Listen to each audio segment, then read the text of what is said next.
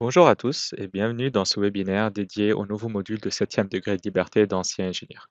Donc, on va traiter de la conception de sections à parois minces et ouvertes en tenant compte de l'effet du gauchissement.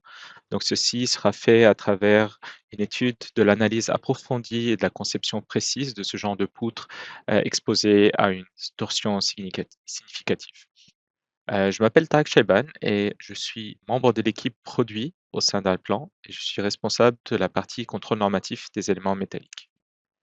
Durant le webinaire, votre micro sera coupé et bien sûr, n'hésitez pas à poser vos questions dans la section dédiée et nous verrons à répondre à ces questions au cours du webinaire.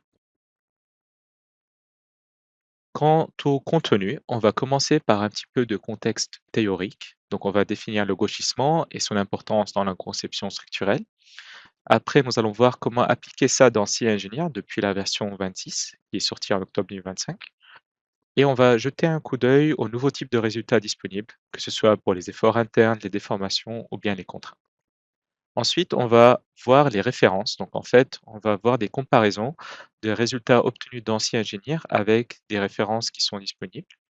Et ensuite, on va aborder le sujet de l'application du septième degré de liberté avec d'autres analyses. Donc, par exemple, quand on parle d'analyse non linéaire ou de stabilité, comment est-ce que le gauchissement est pris en compte dans ce cas-là?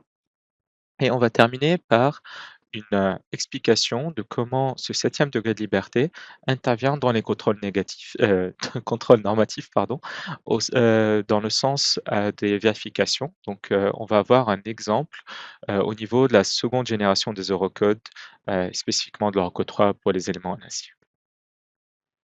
Donc, commençons par un petit peu de contexte théorique. À quoi correspond le gauchissement? Donc en fait, dans la conception structurelle et dans l'analyse des éléments à travers des éléments finis, le septième degré de liberté fait référence au gauchissement de la section d'une poutre. Donc ce gauchissement, en fait, c'est représenté par la petite figure à droite. On voit que c'est une distorsion de la section. Donc on peut voir par exemple ici que la semelle supérieure se déforme dans le sens inverse de la semelle inférieure dans ce cas-là. Donc, d'une manière générale, les éléments traditionnels de poutres en 3D utilisent 6 degrés de liberté par nœud. Donc, il y a les trois translations dans les directions X, Y et Z et les trois rotations. Le gauchissement survient, lui, lors de la torsion, lorsque des points de la section se déplacent hors plan, déformant ainsi sa forme. Et donc, ce septième degré de liberté capture cette déformation directement dans le modèle, permettant une simulation précise du déversement de la stabilité torsionnelle et également des effets du second ordre. Donc, on va voir à travers un exemple pourquoi et quand utiliser le gauchissement dans la conception structurelle. Donc, typiquement, il y a d'abord un choix qui va dépendre de la section utilisée. Pour les sections ouvertes à parois minces, donc des poutres en I ou en C par exemple, elles sont les plus sensibles au gauchissement. Parce qu'en fait, dans ce cas-là, il y a une génération des contraintes critiques en parallèle de la torsion de Saint-Venant à cause de ce gauchisme. Après, si on considère d'autres types de sections comme les tubes creux, dans ce cas-là, le gauchissement est moins critique et en particulier pour les poutres à courte portée ou dans ce cas-là, c'est Saint-Venant, elle a donc la torsion de Saint-Venant qui domine. Et le gauchissement doit être inclus pour l'analyse du déversement en cas de présence de charges excentriques ou pardon, d'efforts du second ordre dans les portiques en acier spécifiquement.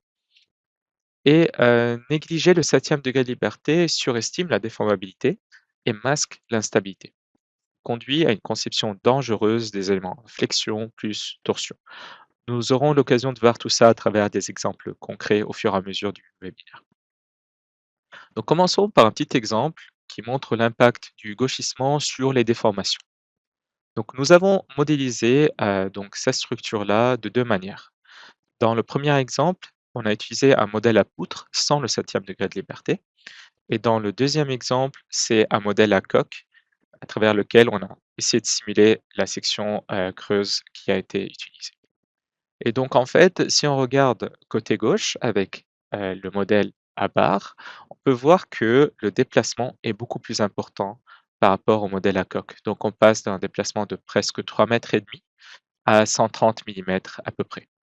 Donc si le gauchissement n'est pas pris en compte, euh, en fait, le modèle 1D donne des résultats similaires au modèle à coque en termes d'effort interne, mais en revanche, comme on a pu le voir, les déformations sont beaucoup plus importantes dans le modèle à poutre. Et donc, si on n'a pas accès au septième degré de liberté, on aura besoin dans ce cas-là d'un modèle détaillé en 2D, donc avec des éléments en coque, pour simuler le comportement réel des éléments.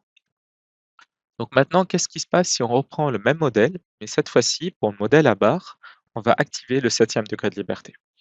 Dans ce cas-là, on va voir que le déplacement redescend à 130 mm. Donc c'est devenu très similaire au déplacement observé dans le modèle à coque. Donc en fait, les résultats sont suffisamment proches et donc une représentation complexe en 2D n'est plus nécessaire dans ce cas-là. Mais quand même, il faut faire attention à bien modéliser les appuis appropriés et d'évaluer le taux de transfert du gauchissement au niveau du nœud. Donc ceci, on va le voir également en détail dans les sections suivantes. Il faut le garder en tête que les conditions limites vont être très importantes pour avoir une simulation suffisamment précise avec le septième degré de liberté. Donc, avant de passer à la page suivante, au diapo suivant, je vais juste aller directement dans C-Engineer pour vous montrer ce premier exemple, sans trop rentrer dans les détails de comment appliquer ce septième degré de liberté, mais juste pour vous donner une idée de comment ça peut impacter les résultats. Donc, on voit ici la première représentation avec des éléments barres sans septième degré de liberté. Dans cet deuxième exemple, le septième degré de liberté est activé. Et la troisième représentation est celle avec les éléments coques qui ont été utilisés pour simuler les éléments en 1D qu'on a vu. Donc, si on regarde quelques types de résultats, par exemple les déformations 3D, si on prend le modèle sans septième degré de liberté, on va voir qu'on a le déplacement important qu'on a signalé tout à l'heure, plus de 3 mètres de déplacement. Par contre, si je sélectionne le modèle avec le septième degré de liberté activé et le modèle à coque, on observe des déplacements très similaires dans les deux cas. Donc ça, c'est dans la déformation 3D, bien sûr. Par contre, si on regarde les efforts internes 1D, on va voir, bien sûr, que dans les deux modèles 1D avec ou sans septième degré de liberté, on a à peu près les mêmes moments. Donc, par exemple, 1 kN au maximum sur ces poutres-là et un maximum de 0,64 kN ici et de 0,68 qui est assez proche dans le modèle avec le septième degré de liberté. Pour l'élément représenté avec des éléments coques, on voit aussi que les moments MY sont assez similaires. Donc, il y a bien sûr une précision qui n'est pas exactement la même, due à la modélisation un peu différente, mais on aboutit au même ordre de grandeur au final. Donc, c'est bien sûr au niveau des déplacements qu'on observe les grandes différences. Et bien sûr, si on va regarder plutôt les déformations des nœuds, par exemple, si je prends ces nœuds-là et cette partie-là de la structure, on peut voir que dans le modèle sans septième degré de liberté, on a 3,5 mètres de déplacement, comparé aux 130 mm dans le modèle avec septième degré de liberté et dans le modèle à coque également. Donc maintenant, revenons dans la présentation et on va voir comment appliquer ce nouveau module de septième degré de liberté dans CIEngénieur 26. Donc, la première chose à savoir, c'est qu'il y a un prérequis essentiel, c'est d'avoir accès au nouveau module SENS.07 qui est disponible dans les éditions professionnelles et Ultimate de CIEngénieur. Ensuite, il faut activer la fonctionnalité gauchissement, septième degré de liberté, dans les paramètres du projet, dans l'onglet fonctionnalités. Et il faut savoir que cette nouvelle fonctionnalité n'est disponible que dans des projets travaillant en fait un environnement 3D. Donc soit avec Portic XYZ, soit avec le type général XYZ. Et enfin, il est recommandé de prendre en compte l'excentricité du cisaillement dans la configuration du solver, du centre de cisaillement, pardon, afin d'obtenir les résultats les plus précis possibles. Donc, comme vous pouvez voir dans l'image ici, il faut garder l'option négliger l'excentricité des forts tranchants décochée. Et ensuite, il faut faire attention à certains aspects au niveau des sections elles-mêmes. Donc, en fait, le gauchissement n'est pas considéré automatiquement pour tous les éléments 1D. Cela est géré plutôt en activant cette propriété pour les sections correspondantes. Donc c'est à nous de choisir pour quelle section on voudrait prendre en compte cet effet ou pas.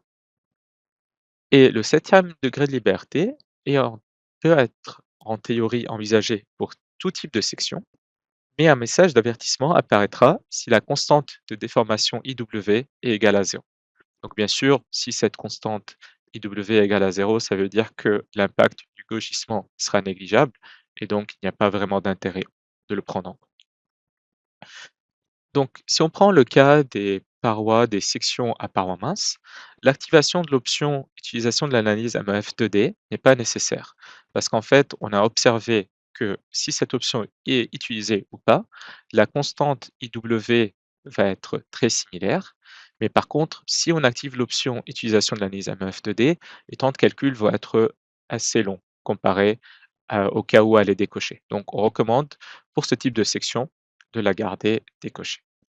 Par contre, pour les sections massives, l'activation de l'utilisation de l'analyse MAF2D est nécessaire pour considérer le gauchisme. Parce qu'en fait, si cette option n'est pas cochée, le IW sera nul et donc ne sera pas utilisé. Donc, il faut cocher cette option pour que la constante de gauchissement IW soit correctement calculée. Et un message d'avertissement sera affiché si un matériau en acier ou en aluminium est utilisé pour ce cas. Parce qu'en fait, bien sûr, pour ces matériaux-là, il est plus en fait logique d'utiliser une section à paroi mince et ça permettra une conception à leur code qui sera plus exacte à ce moment-là. Et il y a un autre aspect à considérer aussi, ce sont les conditions limites. Donc commençons d'abord par les rotules. Donc, des propriétés de restriction supplémentaires liées au gauchissement sont disponibles pour les rotules sur les éléments 1D. Donc, on peut voir à droite qu'on peut également, bien sûr, changer les unités à utiliser, que ce soit en Newton, kilonewton, etc., pour ce nouveau degré de liberté. L'option par défaut est libre et est analogue au choix de type flexible avec zéro rigidité. Donc dans ce cas, il n'y a pas de transition, gauchissement entre les nœuds internes de la rotule. Qu'est-ce que ça veut dire concrètement? Donc en fait, si on voit l'image à droite, si on regarde cette image, on va voir que en fait, au niveau d'un nœud commun entre le poteau et la poutre, si on décide d'avoir un gauchissement qui sera libre à ce niveau-là, la déformation due au gauchissement dans le poteau ou dans la poutre ne sera pas transmise dans l'autre élément. Donc, ils seront considérés indépendants l'un de l'autre. Par contre, si l'option flexible est utilisée, une rigidité supplémentaire doit être définie pour la rotule. Donc, on va voir une nouvelle ligne apparaître dans les propriétés de la rotule et on va pouvoir introduire cette valeur de rigidité qui est par défaut en méganewton mètre cube. Et finalement, il y a aussi l'option rigide qui peut être utilisée. Dans ce cas-là, la condition de transition entre la déformation de gauchissement s'appelle oméga de 2 nœuds de la rotule correspondante est définie par un nouveau paramètre appelé coefficient de transfert K. Donc de nouveau, il y a une nouvelle ligne qui apparaît dans laquelle on va introduire la valeur de ce coefficient de transfert et on va pouvoir montrer à travers un exemple tout à l'heure euh, quel est l'impact de ce coefficient de transfert qui est utilisé dans ce cas-là. Et finalement, au niveau des appuis, il y a également une nouvelle restriction qui est ajoutée, qui est due au gauchissement bien sûr, et qui est disponible pour les appuis nodaux. Et en fait, comme pour les rotules, on a trois options. L'option par défaut est libre et elle est analogue au choix de type flexible avec zéro rigidité. On a bien sûr également l'option flexible pour laquelle une rigidité supplémentaire doit être définie pour l'appui. Et finalement, l'option rigide dans laquelle une restriction complète du gauchissement est appliquée dans l'appui. Donc, au niveau des nouveaux résultats, on va commencer par les résultats liés aux déformations 1D. On aura effectivement un nouveau résultat pour la déformation par gauchissement qui s'appelle oméga et qui présente maintenant comme résultat sur les éléments 1D. Et oméga est la dérivée de la rotation axiale phi x. Donc, si on regarde par exemple ici, cette figure-là, on va voir que côté droit, on a le phi x. Et si on prend la valeur maximale de 573,6 qu'on obtient à l'extrémité de la poutre, elle est bien égale à la valeur du oméga, 95,6, multipliée par la longueur de la poutre, qui est de 6 mètres. Donc ça confirme bien que la formule mathématique fonctionne bien dans ce cas-là. Ensuite, on a également des nouveaux résultats au niveau des efforts internes et des réactions nodales. Donc, si le septième degré de liberté est activé dans le projet, le moment de torsion mx est divisé en moment de torsion primaire mxp et en moment de torsion secondaire mxs.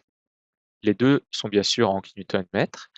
Le troisième nouveau résultat d'effort interne 1D est le bimoment de gauchissement qui est nommé MW et qui est lui en kilonewton-mètre carré. Ensuite, pour les appuis nodaux, il y a également une nouvelle réaction pour le bimoment de gauchissement qui s'appelle MW également et qui est bien sûr avec la même unité kilonewton-mètre carré. Ensuite, au niveau des contraintes, si le gauchissement est activé dans le projet, il y a un changement pour les contraintes dans les éléments 1D au niveau de la contrainte axiale sigma x. Donc bien sûr, pour celle-ci, c'est toujours une contrainte qui va dépendre de plusieurs types d'efforts internes.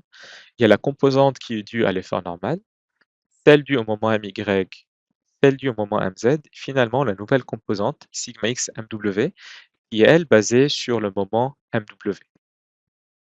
Il y a également la contrainte de cisaillement due à la torsion, tau-tor. Donc si le septième degré de liberté est activé, elle est basée sur mxp. Par contre, si le septième degré de liberté est désactivé, elle est basée uniquement sur mx, la valeur traditionnelle du moment de torsion. Et la contrainte du cisaillement total, taux total, va être également impactée parce qu'elle est dépendante de trois composantes classiques, le taux VY, taux VZ et taux torsion, et également d'une nouvelle composante taux W. Donc cette nouvelle composante, qui s'appelle la contrainte de cisaillement du gauchissement, elle est présente si le septième degré de liberté est activé, et elle est basée sur MXS, donc le moment de torsion secondaire. Par contre, si le septième degré de liberté est désactivé, cette composante n'est pas présente. Donc maintenant, allons dans C-Engineer pour montrer un exemple là-dessus. Donc comme mentionné tout à l'heure, au niveau des paramètres du projet, il faut aller dans les fonctionnalités et s'assurer que l'option gauchissement septième degré de liberté est cochée. Ensuite, au niveau du projet en lui-même, donc ici, on a une représentation d'une poutre sur laquelle un moment unitaire a été appliqué, un moment de torsion unitaire à mi-longueur de la poutre. Et on a fait en sorte d'avoir plusieurs configurations au niveau des conditions limites. Donc dans le premier cas, on voit qu'on a une rotule qui a été placée côté droit et dans le deuxième cas, une rotule côté gauche. Donc dans ces rotules-là, nous avons défini un type de gauchissement rigide, donc une restriction du gauchissement complète, mais avec un coefficient de transfert de 0,5 côté droit. Et dans le deuxième exemple, avec la rotule placée côté gauche, on a mis un coefficient de transfert égal à 2. Et en fait, on va se rendre compte que dans les deux cas, on va avoir le même type de configuration. Donc, si on regarde par exemple les déformations 1D, au niveau de la déformation oméga, on va voir qu'on a la même chose. Donc, côté gauche, on a moins 16,6 milliradians par mètre, et côté droit, on a moins 8,3. Donc en fait, côté droit, on a la moitié. Donc dans le premier exemple, on a mis 0,5 côté droit, donc on a pris la moitié de la valeur qui a été obtenue côté gauche, alors que dans le deuxième exemple, on a mis 2 côté gauche, c'est-à-dire que de ce côté-là, on a le double de ce qu'on a au niveau du côté droit. C'est pour ça qu'on a les mêmes résultats, évidemment.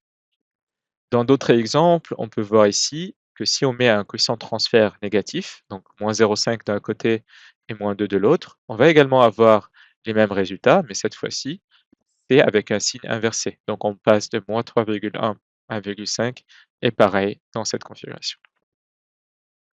Après, qu'est-ce qui se passe si on utilise un coefficient de transfert égal à moins 1 ou 1, par exemple? Donc bien sûr, si le coefficient de transfert est égal à 1, dans ce cas-là, on voit qu'on a exactement la même valeur de la déformation oméga des deux côtés. alors que si on utilise un coefficient de transfert égal à -1, on passe de 3,9 côté gauche à -3,9 côté droit. Et qu'est-ce qui se passe si, on utilise en fait, une représentation où aucun, heu, aucune rotule pardon, n'est placée ni à gauche ni à droite? Dans ce cas-là, on a la même configuration qu'avec un coefficient de transfert égal à 1. On a une continuité de la déformation oméga dans ce cas-là. Un autre exemple, sert à illustrer ce qui se passe si on met un coefficient de transfert très faible. Donc considérons une valeur de, par exemple 0,001, qui peut être placée soit côté droit, soit côté gauche. Et en fait, on aperçoit dans ce cas-là que, comme indiqué au préalable, c'est comme si on n'a pas du tout de transfert, de ce qui se passe côté gauche vers le côté droit. Donc on passe d'une déformation de -13,3 à 0 dans ce cas-là. Et bien sûr, dans l'exemple où la rotule est placée côté gauche, c'est l'inverse. Côté gauche, on n'a presque pas de déformation, on est à 0 et côté droit, on est à -19,8 milliradians par mètre. Par contre, si on veut annuler cette déformation de gauchissement des 2 côtés, la solution, c'est de plutôt placer un appui avec un comportement rigide au niveau du gauchissement, dans l'appui lui-même, au niveau de ce nœud. Et dans ce cas-là, on a une déformation nulle des 2 côtés, de part et d'autre. Donc on ne recommande pas de mettre, des rotules de part et d'autre du nœud. Ça peut causer quelques problèmes au niveau de la matrice de rigidité, au niveau de ce nœud-là. Donc il faut soit mettre une rotule d'un des 2 côtés, ou bien si on veut avoir un comportement un peu différent, on peut aussi passer par un appui qui serait placé au niveau de ce nœud et on va gérer seulement le gauchissement et garder tous les autres degrés de liberté comme étant libres à ce moment-là. Et il y a 2 derniers exemples ici.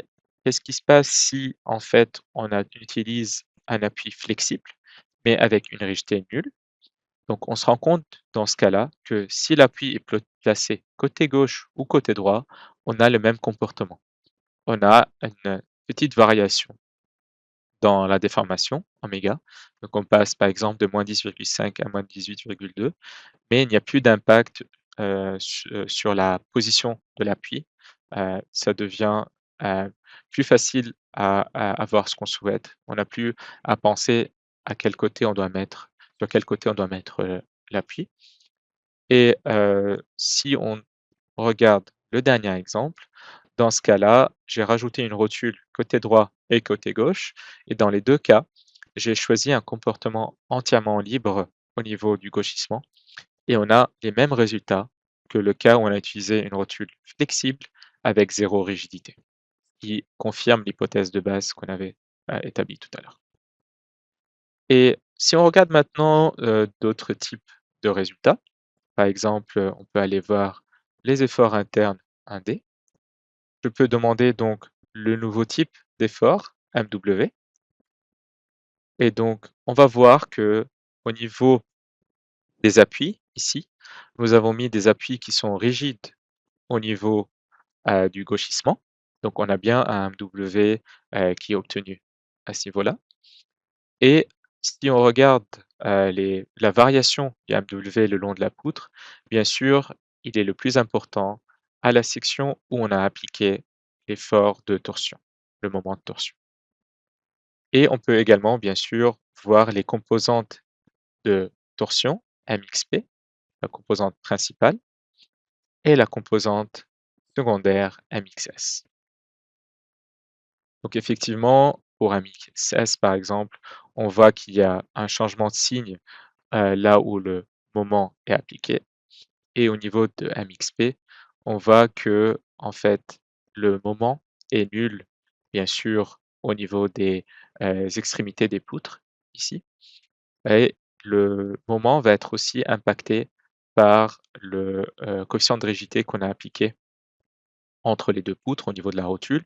On voit bien qu'on va reprendre la moitié, côté droit ici. Et si on regarde également les contraintes, on peut les demander soit en contrainte 3D, soit en contrainte 1D. Et dans les contraintes 1D, on va avoir accès au taux oméga, la nouvelle composante, qui va suivre effectivement la même configuration que le MXS et on va avoir également le taux de torsion qui est bien sûr la contrainte euh, qui est due au MXP, le moment principal dans ce cas-là.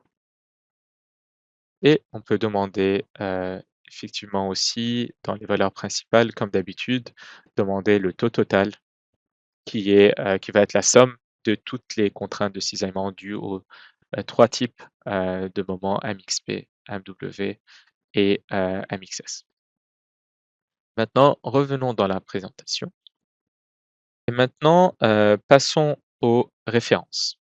Donc, nous avons travaillé sur la comparaison des résultats obtenus d'anciens ingénieurs avec plusieurs références disponibles. Donc, commençons par un exemple où on voit les coefficients de transfert sur des assemblages de portiques en forme de L. Donc, en fait, des modèles numériques d'une structure simple en L ont été créés d'anciens ingénieurs utilisant respectivement les éléments 1D et 2D. La structure est chargée par un moment de torsion équivalent à 1 kN/m. Et comme vous voyez à droite, on représente la section utilisée dans cette, euh, dans ce modèle-là plutôt. Et on voit le moment appliqué à mi-hauteur du poteau à travers des efforts qui vont simuler ce moment-là. Et nous avons pris en compte trois types d'assemblage. Un assemblage avec une diagonale toute seule, un autre avec boîte plus diagonale et un troisième avec boîte seule. Et donc en fait, ça c'est fait à travers les deux représentations. Donc en 2D, on modélise bien sûr les raidisseurs en eux-mêmes. Et dans le modèle 1D, on va simuler ça à travers les conditions limites. Donc pour le modèle à diagonale seul, nous avons mis une rotule avec un gauchissement rigide et un coefficient de transfert égal à 1. Pour boîte plus diagonale, nous avons mis un appui pour lequel le gauchissement est considéré comme étant rigide. Et finalement, pour boîte seule, nous avons mis une rotule avec un gauchissement qui est rigide, mais un coefficient de transfert égal à -1. Comment est-ce que ces choix ont été faits? Donc en fait, ça dépendait des résultats qu'on a obtenus dans les éléments 2D. Et en fonction de ces résultats-là, on a vu quelles conditions limites dans les éléments barres se rapprochaient le plus de ces résultats dans les éléments à coque. Donc, la comparaison des résultats qui a aidé à déterminer ces conditions limites, c'est fait au niveau de la déformation de gauchissement oméga. Et en fait, comme vous pouvez le voir dans l'image à droite, si on regarde les modèles à barres, par exemple dans la première configuration, on a une rotation, une déformation de gauchissement oméga maximale de moins 121,2 milliradians par mètre pardon, dans le poteau et de moins 77 dans la poutre au niveau donc, du nœud d'intersection. Et on a des résultats très similaires dans la représentation à plaque. Donc on va voir dans ce cas-là des valeurs de moins 120,9 et moins 66 respectivement. Et c'est effectivement la même chose pour les autres exemples. La simulation, à travers les conditions et aux limites déjà mentionnées, a permis d'avoir des résultats très proches de la représentation à travers des plaques. Et finalement, le modèle a aussi été réalisé avec ANSYS en utilisant des éléments 1D et les résultats correspondent parfaitement à ceux des modèles 1D d'anciens ingénieurs. Donc on voit bien que les courbes vertes de la représentation dans ANSYS et la courbe bleue de la représentation à travers des barres dans SCIA correspondent parfaitement. Et ces deux courbes ne sont pas très loin de la courbe qui représente les résultats pour des éléments à coque dans SCIA Ingénieur qui est représenté en orange. Donc les résultats sont vraiment très fiables à ce niveau-là. Un autre exemple a été utilisé pour la validation des résultats de contraintes dus au gauchisme. Donc en fait, un élément barre est chargé en compression axiale, en flexion biaxiale et en torsion. Cet élément a une section type 200 avec une nuance d'acier S235 et le calcul théorique mentionne qu'on devrait s'attendre à une valeur de contrainte équivalente de von Mises de 182,424 MPa. Donc, cet élément a été modélisé dans CNG 26 et le module septième degré de liberté a été utilisé. Nous avons bien sûr utilisé la même section avec les bons efforts, donc les bonnes charges appliquées. Et le benchmark a également été réalisé dans CIngénieur 18.1 et voici les résultats des efforts internes et des contraintes dans le module de vérification vérification des éléments en acier suivant leur code 3. On peut voir que le bimoment obtenu est de moins 0,06 Nm/m² et que la contrainte de von Mises est de 182,8, ce qui correspond parfaitement au résultat obtenu dans le calcul théorique. Donc maintenant, dans CIngénieur 26, nous pouvons avoir ces résultats directement dans le menu Résultats, que ce soit pour les contraintes ou pour les efforts internes, sans passer par le contrôle normatif. Qu'on peut voir pour la contrainte équivalente de von Mises, sigma E, qu'on obtient une contrainte maximale de 182,6 mégapascales, et c'est obtenu au niveau de la fibre numéro 13, qui est la même fibre qui a été mentionnée dans le tableau du contrôle suivant le code 3. Et pareil pour le moment MW, le moment de gauchissement, il est bien égal à 0,06 kN/m², comme observé dans le tableau du contrôle suivant le code 3. Donc maintenant, passons dans CIngénieur pour montrer ces deux exemples. Commençons par l'exemple du portique. Donc on voit bien les trois représentations avec diagonale, boîte plus diagonale et boîte seule pour la connexion entre le poteau et la poutre. Et on a bien sûr la représentation soit avec des éléments en coque ou des éléments à barre. Donc on peut visualiser les déformations plutôt ici au niveau donc oméga, la déformation de gauchissement. Et si on prend cette fois-ci l'exemple boîte plus diagonale, on voit ici une déformation de moins 105,8 dans la représentation 2D et de moins 107,6 dans la représentation 1D. Et on voit que dans le modèle à barre, il n'y a pas de il n'y a pas de déformation oméga dans la poutre, et dans le modèle à coque, il y a une petite déformation, mais assez négligeable dans ce cas-là. Donc, la différence est acceptable entre les deux modèles. Et comment est-ce que j'ai pu voir les résultats dans la représentation à coque de cette manière-là? On a utilisé bien sûr les éléments d'intégration qu'on peut utiliser dans CIngénieur qui permettent de ramener des résultats sur plusieurs coques comme si c'était un seul élément à barre avec une section équivalente. Et pour le deuxième exemple, le benchmark utilisé pour vérifier les contraintes, j'ai ici représenté ça de deux manières différentes. La première fois avec une modélisation où la poutre a un septième degré de liberté qui est actif, et une deuxième représentation où on a la même section, mais le septième degré de liberté est désactivé.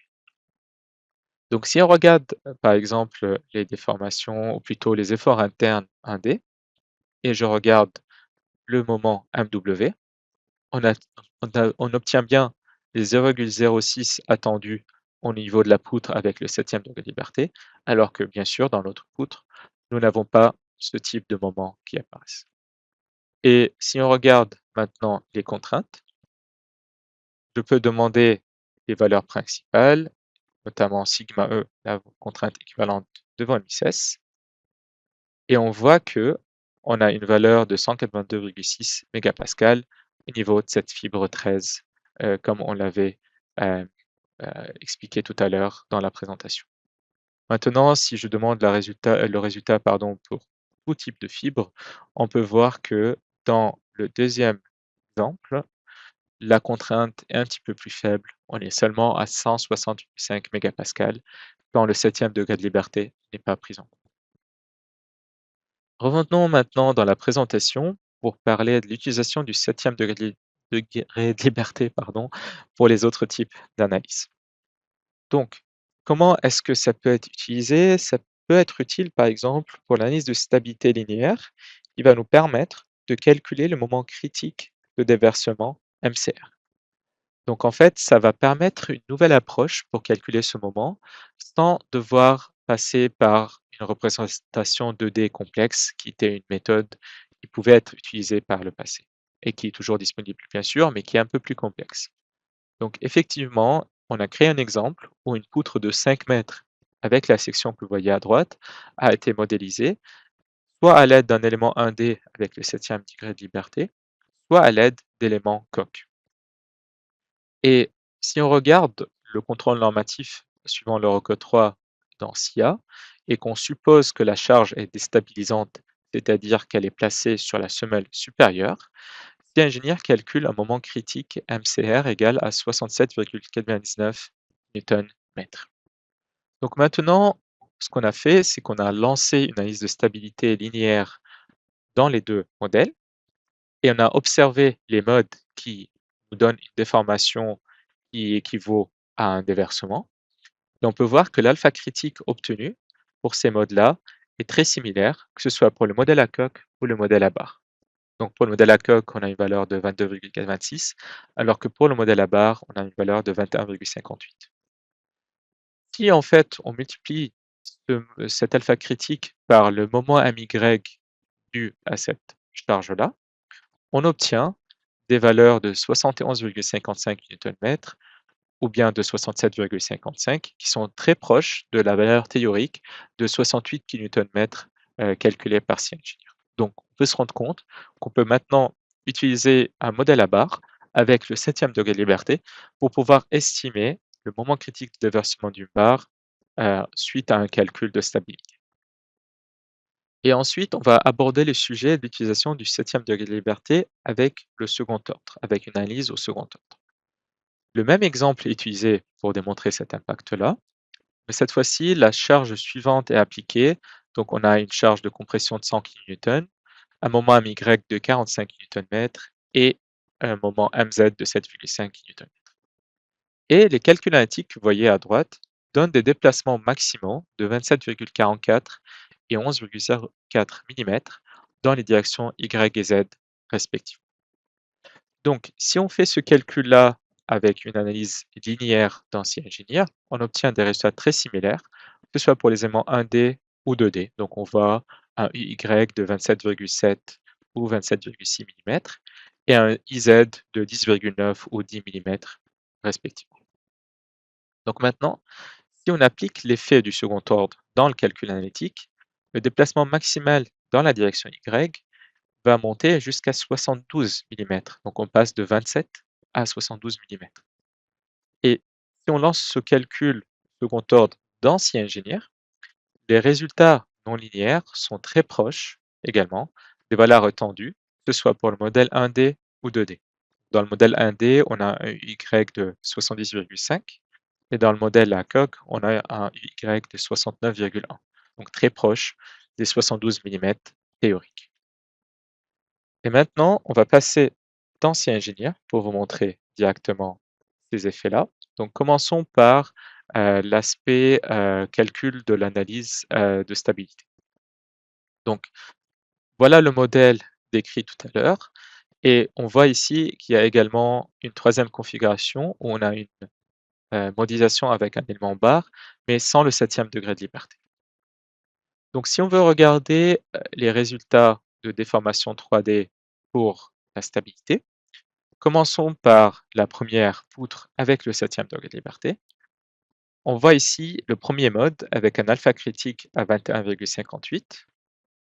Et ce qu'on va voir, c'est qu'on va avoir une forme de déformation qui va correspondre bien sûr à du déversement, comme vous le voyez ici, une déformation au niveau de la semelle supérieure surtout. Et pour l'option plutôt élément 1D sans septième degré de liberté, ce premier alpha critique est égal à 33,25. On voit on n'a pas le même type de déformé dans ce cas-là.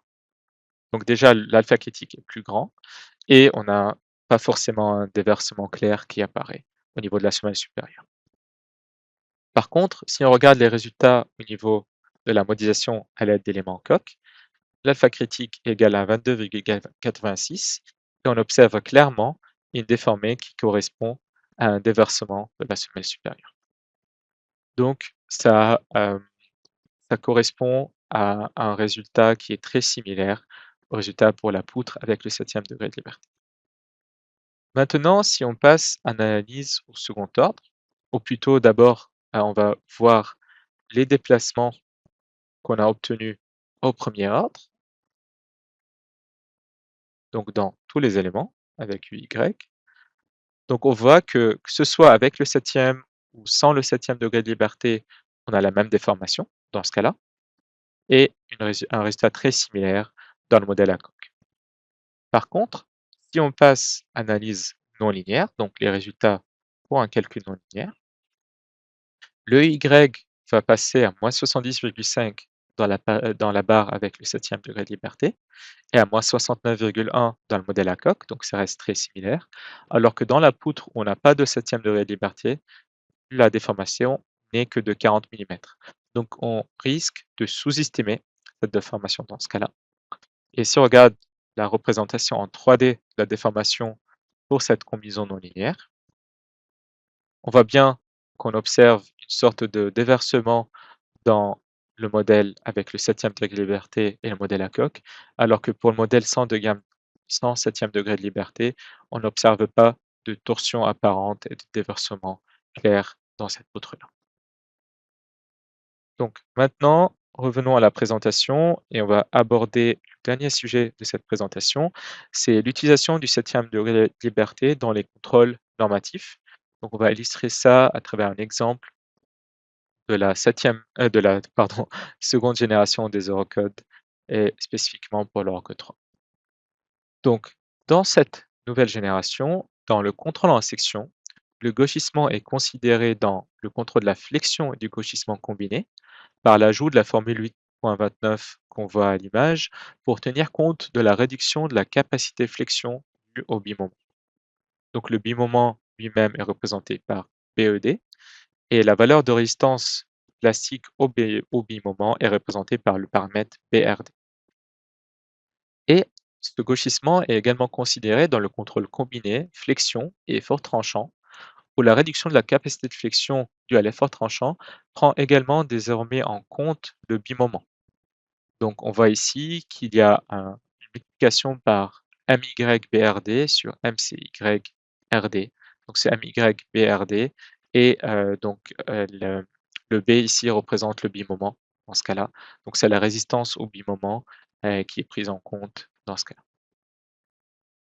Et finalement, dans le contrôle en stabilité, le gauchissement est pris en compte dans le contrôle en flexion composé avec compression pour les éléments uniformes en flexion, compression axiale et torsion. Donc vous pouvez le voir dans ces nouvelles formules C1 et C2, il y a une addition d'un nouveau, nouvelle partie du contrôle où on a le BED qui est divisé par BRK sur gamma 1. Et donc ce BRK est la valeur caractéristique du bimoment résistant et le BED est le bimoment lui-même bien sûr. Et donc c'est explicitement pris en compte dans ce contrôle combiné. Donc allons maintenant dans C-Ingénieur pour montrer un exemple de ce type de contrôle-là. Donc sur cette poutre-là, j'ai appliqué un premier chargement dans le cas de charge LC1 où j'ai une charge uniforme de -1 kN mètre qui est appliquée d'une manière verticale sur la poutre et une torsion de -1 kN sur une position intermédiaire le long de la poutre. Et un deuxième cas de charge LC2 où j'ai appliqué une charge ponctuelle de -150 kN à la verticale. Si on regarde le contrôle à l'Orco 3, donc bien sûr ici c'est la seconde génération qui a été choisie. Et commençons par les contrôles en section. Et je choisis ici de demander le contrôle combiné MY plus B, donc flexion plus gauchissement, donc flexion plus bimoment. On voit bien ici que le contrôle maximal est à mi-portée et égal à 5%. Et on peut demander la note de calcul détaillée avec les tableaux et les formules. On peut déjà observer qu'au niveau du tableau des efforts internes, on a le bimoment qui est mentionné, qui est égal à -0,04 Nm². Et si nous descendons un petit peu dans cette sortie du contrôle, on arrive au nouveau contrôle de flexion et du gauchissement combiné avec la formule 8.29 mentionnée précédemment. On voit bien l'utilisation du BED et du BRD dans ce cas-là.